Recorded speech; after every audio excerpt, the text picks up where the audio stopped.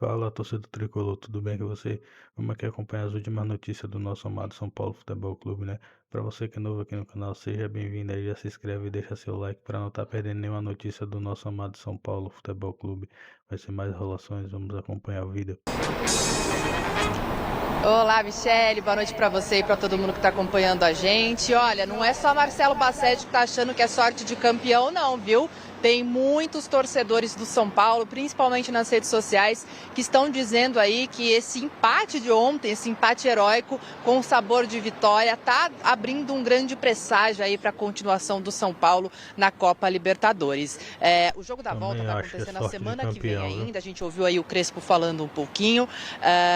E claro que o grande personagem foi sim o goleiro Rafael, até porque o São Paulo não conseguiu chegar ao gol adversário em nenhum momento assim com muita intensidade. As bolas que chegaram acabaram indo para fora, com o André Silva também teve uma outra oportunidade ali com o Luciano, mas enfim, duas questões então que o Crespo fala na coletiva dele que a gente vai trazer agora para vocês são justamente a atuação do Rafael, esse papel que ele tem também de liderança, né? Ele que foi o capitão ontem, e também a questão desse jogo da volta que vai acontecer na terça que vem no Morumbi. E aí, Crespo, o que esperar desse São Paulo? Eu devo parabenizar com o Rafael, eu sou muito contente com ele porque é um líder, a liderança dele é muito significativa para o grupo, dentro do grupo. Sou contente porque nunca é fácil parar um pênalti em uma situação assim, e ele fechou o gol. A gente levou um empate daqui muito difícil. Em quanto ao Morumbi, vamos a ver. Eu não tenho essa experiência, então vamos ver. Acreditar. Vai ser sensacional, Crespo. Tentar de melhorar a nossa versão do jogo, tentar de voltar a essa ideia de jogo que a gente sente confortável e acreditar. A grande promessa da torcida é que a festa na semana que vem no Morumbi seja daquele jeito que a torcida já está acostumada a fazer em noites de Libertadores, né? E a gente fala para vocês o seguinte: o Rafael na zona mista também, após a partida, após ter feito essa defesa, até brincou, né? Falou: eu falei pro Cardona o seguinte, eu vou ficar parado e vou escolher o canto quando você bater. E isso aconteceu realmente nas duas oportunidades. Ele pulou pro mesmo lado e daí até brincou ali, uma defesa e meia praticamente, né? O Rafael quase pegou na primeira e na segunda, de fato, garantiu essa igualdade do placar. Agora, dois assuntinhos para devolver para vocês. Primeiro deles, o Lucas entrou aos 16 minutos do segundo tempo. Como a gente havia dito no final de semana, ele entrou lá para os 30 minutos do segundo tempo contra o Vitória. Ontem, então, atuou por mais tempo, por mais um período aí do que estava previsto inicialmente. A expectativa é que ele, aos poucos, vá de fato jogando cada vez mais para que ele possa, aí no futuro, em breve, conseguir jogar uma partida como titular. Mas ele mesmo disse que dores ele vai sentir, que atleta de alto rendimento é assim mesmo e que ontem sentiu dores como já era esperado, mas menos do que ele sentiu no sábado. E a segunda notícia, Igor Rabelo já fora dos planos do São Paulo. O Fluminense atravessou a negociação. Igor não deve vir aqui pro Tricolor. Tá certo, gente? O jogo da volta da Copa Libertadores das oitavas de final acontece na terça-feira que vem no Morumbi, às 9h30 da noite. Antes, é claro, o São Paulo tem compromisso do Campeonato Brasileiro no final de semana. Bom, na próxima terça-feira, eu acho que o São Paulo não pode contar tanto com a sorte, porque a sorte não fica assim muito tempo. E o que o São Paulo vai ter que fazer para melhorar isso? Então, nesse jogo, né, Mia, ele joga com um setor defensivo bem fechadinho, né? Desde do meio campo ali, com o Badilha, Marco Antônio. Aí você também tem os dois laterais que são defensivos. Agora, o Ferreirinha faz falta nessa equipe. É um jogador de velocidade, é um jogador que empurra esse time para o ataque. Então eu creio que nesse jogo o André Silva ficou muito isolado.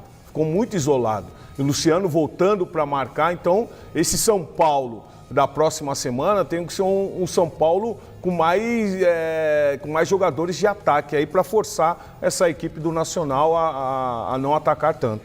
E uma semana a mais, eu acho que o Lucas vai estar melhor preparado. Sim, né? sim. Então vai ser importante para o São Paulo, o Lucas, pelo menos jogar um tempo, né? Jogar um tempo inteiro, 45 minutos, para ajudar o São Paulo a ganhar o jogo, porque se depender de sorte toda vez, como a Michele disse, não dá, né? Não é toda hora que vai acontecer o que aconteceu ontem. Foi muito acaso também para o São Paulo se salvar de uma derrota feia. Mas com o Lucas em campo, eu acho que as coisas tendem a melhorar. Conexão, essa história que ele vai criando com o clube, e além dessa liderança, é um exemplo de paciência, de perseverança, né, de continuar ali acreditando, porque ele sempre foi um bom goleiro. Mas no Cruzeiro ele tinha o Fábio, que era, né, também um ídolo do Cruzeiro, e se ele fosse esperar o Fábio parar para ele jogar, ia estar esperando até hoje, né? Até sei lá que idade. E quando ele teve a oportunidade no Cruzeiro, ele foi muito bem. Só quando o Fábio se lesionou, quando o Fábio abriu alguma lacuna ali, quando se machucou, o Rafael, ele foi muito bem. Mas aí o Fábio voltava, o Fábio era intocável ali no gol do Cruzeiro. Ele vai pro Atlético, ele também começa bem, mas chega o São Paulo, como você falou, Hernan, e ele queria um goleiro que jogasse com os pés, né? O São Paulo fazia muita questão dessa característica pro goleiro. Na época do Diniz, né? Na hora do almoço, é isso. Ele tem que chegar, tem que ser um... É muito filho, sabe? É muito filho. Pra ele chegar. É muito filho para cuidar, os amigos do André ficam lá jogando tênis no condomínio, mas a gente tem que... A gente tava lá hoje jogando de novo, tava lá. Mas é isso, São Paulo, né, Rafael? Cara, que defesa no segundo pênalti. Agora o São Paulo tem que contratar o Cardona, né? Mandar um contratinho para ele, né? Tem uma história que São Paulo tentou contratar o Cardona. É mesmo? Depois do jogo de ontem? Não. Uns tempos atrás era o Ataíde Gil Guerreiro. Ele contou essa história na Rádio Bandeirantes. Na época, né? O São Paulo tentou contratar ele e caiu num fake, num cara que se passou por ele. Sério mesmo? É verdade. Olha só. Ontem o São Paulo, digamos, se vingou, né? Realmente era um jogo para o São Paulo ter perdido. E sai de lá, para mim, com um resultado espetacular para se classificar. Acho no terror do Morumbi na semana que vem. Acho difícil o São Paulo fazer um jogo tão ruim de novo, o Atlético Nacional fazer um jogo de tanta criação de novo. Acho difícil as coisas serem como foram ontem. E o Rafael resolveu, de fato, o problema do gol do São Paulo. Como o André disse, ninguém mais fica falando sobre isso. O Volpi teve esse momento também, né? Mas não durou, obviamente não durou tanto, e em determinado momento...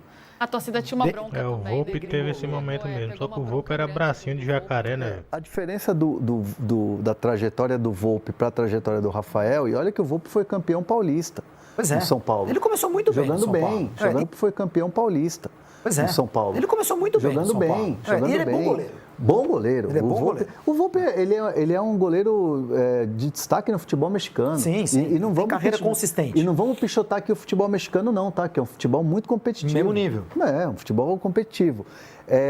A diferença do Volpi para o Rafael é que o Rafael conseguiu manter a consistência, e o Rafael é um goleiro, não é um goleiro tão esparafatoso. Às vezes o Volpi ele pecava pelo excesso. E o Rafael não, é um cara mais sereno, mais tranquilo, discreto. É isso. Porque e goleiro também é uma raça que tem que ter sorte, né? O Cássio, maior goleiro da história do Corinthians, talvez o maior atleta da história do Corinthians, um goleiro espetacular. Mas o Cássio tomou vários frangos, ele fez várias bobagens ao longo da carreira. Só que sempre em hora que não tinha problema. Aquela coisa de ser decisivo, né? Na hora que importa, o goleiro te garante. Você precisa do goleiro nesse momento. O cara falha num jogo que tudo bem, o time perdeu, ou o time já estava ganhando, mas na hora H ele fazia o que tinha que fazer, né? E o Cássio não tem. Então, eu acho que o Volpi também cometeu alguns erros em momentos muito cruciais ali para um time na fila, que era o São Paulo daquele momento. Agora... vai ter que atacar mais, né? No jogo da volta. Assim. Eu acho que a escalação vai ter que ser diferente, vai ter que ser um São Paulo diferente. Muito passivo ontem, esperando a derrota ontem, né? Falando em escalação, e um jogador por quem a torcida tem muito carinho, Lucas Moura. Aniversariante do dia. Olha, gente, não parabéns, sabia. né? Parabéns, Lucas Moura. Aniversário do Lucas Moura hoje. A gente é mais novo que ele, né? Eu joguei na mesma época que ele lá na base, na Zona Sul, lá na Várzea, então acho que é a mesma idade. Eu não. Eu vi surgir. Também. Subiu junto. E já na época da base do Corinthians. Até a idade do pai dele. Na época da base do Corinthians, quando ele tinha outro nome, né? Marcelinho. Marcelinho. Mas o Lucas Moura vem ganhando mais minutos em campo. Ontem substituiu o Calleri. O Calleri não, gente, o André Silva. O Calleri só vai voltar daqui a um tempo. Aos 16 do segundo tempo, já tinha atuado por 15 minutinhos e vem dosando aí o Crespo tentando entender o quanto pode usar do Lucas Moura.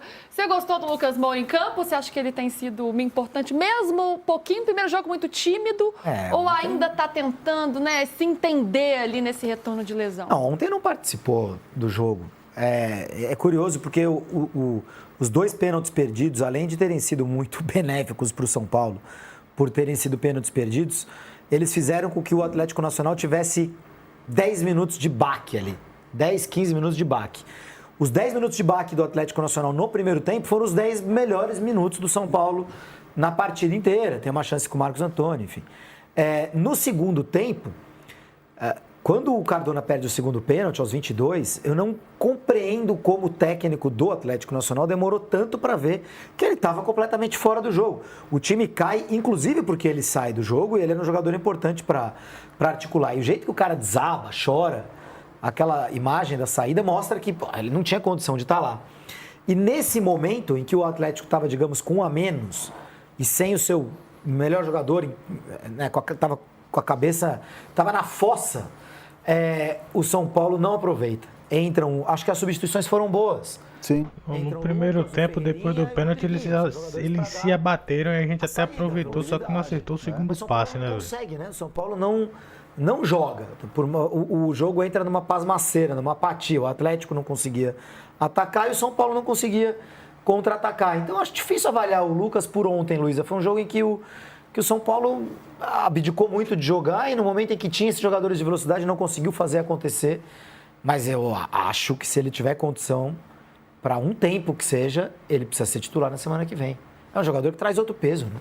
Acho que é legal a gente entender esse planejamento, né? Será que se ele tiver condições de 45 minutos, ele começa jogando, ele entra no segundo tempo? Com o outro time cansado, né? Com o adversário um pouco mais desgastado, mais cansado, Lucas. ele sendo como opção. Imagino que ganhe, não sei, minutos agora no fim de semana, mas não como titular, até para ele ir evoluindo nessa trajetória, Hernan. Como é que está esse planejamento? E dá para a gente falar também do Wendel, né? Que se machucou contra o Furacão pela Copa do Brasil, aí no início do mês. Está em transição física, está nesse processo de retornar também. O planejamento do Lucas é o seguinte: o Lucas, se depender dele, ele quer ser titular no jogo contra o Atlético Nacional. E só, desculpa te interromper, ele falou que ele ainda sente um pouco de dor, né? Sente. Eu também, né? Do quê? Todo dia. Cada dia num lugar. Atleta de alto rendimento como você, das quadras, convive com a dor, né? É normal. O André não é outro. Todo dia, ele é hipocondríaco. Todo dia ele chega reclamando que ele tá com alguma doença.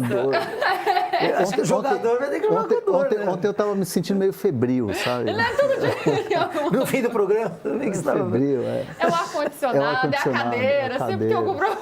Sempre temos problemas, mas assim, vamos lá, a programação do Lucas. Se depender do Lucas, o Lucas ele vai querer ser titular ou vai brigar para ser titular na terça-feira contra o Atlético Nacional da Colômbia, lá pela Libertadores.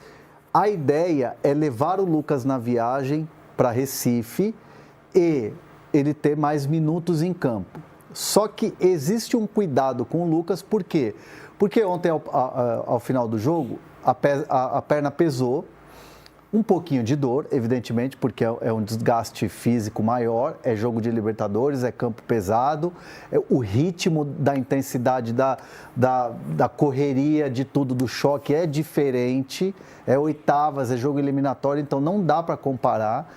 Então o Lucas teve uma dor um pouco mais forte depois do jogo, e aí tem a recuperação na viagem. Repito, ele veio com a botinha bem na viagem, lá no avião, confortável, lá do São Paulo, que é o fretado. Amanhã vai ter a reapresentação, né? O São Paulo vai avaliar e vai tomar a decisão se leva ele para a viagem. Então, assim, amanhã os médicos e, claro, a comissão técnica, o Refis ali vai decidir. Então, a tendência é levar o Lucas para ter os minutos e colocar como titular na terça-feira. Se ele não for viajar para jogar e ter esses minutos, tendência é que comece no banco de reservas e entre no decorrer da partida. Há um cuidado muito grande para que o Lucas não volte a sentir o joelho e tenha que voltar atrás e desfalcar o time, aquela coisa toda. Então vai ser bem na questão do passo a passo. Óbvio, o jogador quer muito jogar, quer estar em campo, mas tudo no passo a passo. Então é isso daí, torcedor tricolor. Para você que chegou até aqui, se inscreve no nosso canal aí, SPFC, o maior do Brasil, para não estar perdendo nenhuma notícia do nosso amado São Paulo Futebol Clube. É como vocês viram aí, né? A mídia ainda repercutindo muito o empate do São Paulo contra o time do Atlético Nacional num jogo, galera, que teve suas variáveis. Eu acho que no primeiro tempo São Paulo conseguiu reter um pouco mais a bola, só que no segundo tempo ali o nosso tricolor pecou ao se fechar e entregar a bola para o time do Atlético Nacional e tentar explorar o contra-ataque, principalmente depois da entrada do Ferreirinha.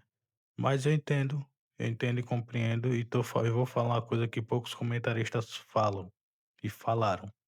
São Paulo, fisicamente, já não tá mais existindo. O time tá cansado, principalmente nos segundos tempos.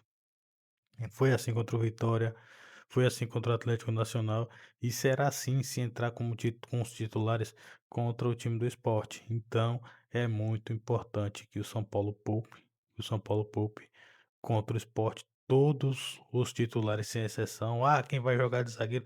Não importa, sobe os garotos da base, mete o sub-20, faz qualquer coisa.